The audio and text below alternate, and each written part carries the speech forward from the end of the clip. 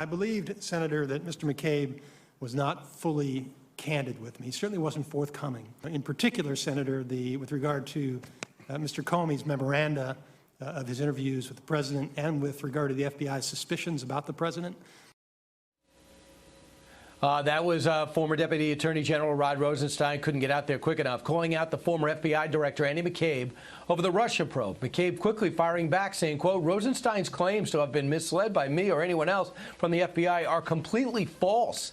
Here to react, ranking member of the House Oversight Committee, House Judiciary Committees, Congressman Jim Jordan. Congressman, I would put that you know this case as well as anyone. What's the most intriguing thing to come out of this? And are you surprised McCabe and Rosenstein disagree? No, I mean, look, somebody's not telling the truth, because former FBI counsel Jim Baker told us when we deposed him last Congress in the Judiciary Committee that Rod Rosenstein was serious about wearing a wire, was serious about invoking and using the 25th Amendment to try to remove President Trump from office. So somebody's not being square.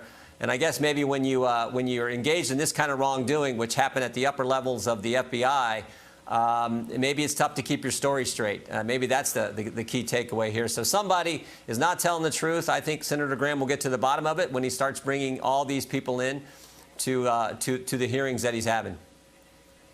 Rosenstein responded to McCabe's comments, again, to this, says, "I did not say that Mr. McCabe misled me. What I did say is he did not reveal the Comey memos to me for a week," and that is true. And he did not reveal to me that he was having internal deliberations with his team on whether to target high-profile people with his investigation source. Does that make you feel better? Well, I mean, I really think the big takeaway yesterday is, remember who said, when Senator Graham asked him about was there any there, and he said, no, there wasn't.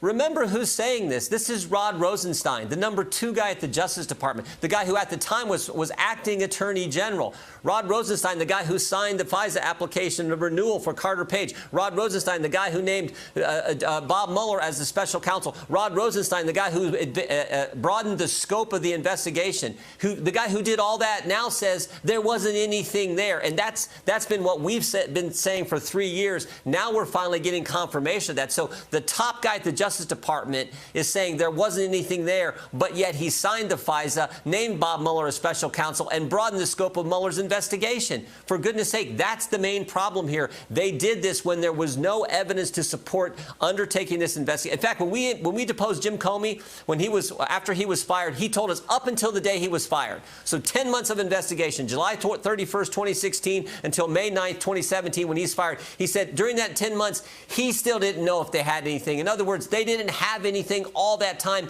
and yet Rod Rosenstein names Bob Mueller as a special counsel and puts our country through 3 years of what we went through. That's why people are upset about this, and that's why we got to get to the bottom of it all.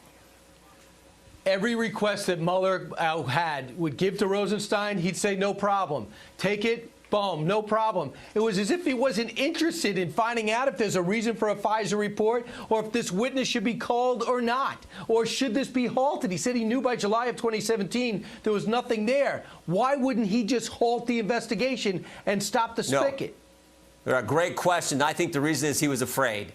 Remember what the town was like in 2017. Everyone in the press was clamoring for a special counsel. We got to do this. All the Democrats were pushing for it. There was Sessions had recused himself because he was afraid. I think in the end, Rod Rosenstein was afraid. He was nervous, and he just caved to the pressure. Every Democrat wanted it. All the press wanted it. And frankly, half the Republicans wanted it. So Rod Rosenstein did the easy thing. Instead of doing the tough thing and saying, I'm going to dig into this and figure out what actually happened, he says, I'll just put it to Bob Mueller. And Bob Mueller then became the special counsel investigation, then became the insurance policy, because then they knew they had 2 years of this investigation, 2 years farther out, where they could cover up all the things that took place at the highest levels of the FBI with McCabe and Baker, Strzok and Page and Comey. And then you forgot the next one. Let's do impeachment for the next 3 months. Oh, and then we have a pandemic and national unrest. It has not been an easy 2.5, 3 years. Jim Jordan, you've been there every step of the way. Thanks so much. Thank you, Brian.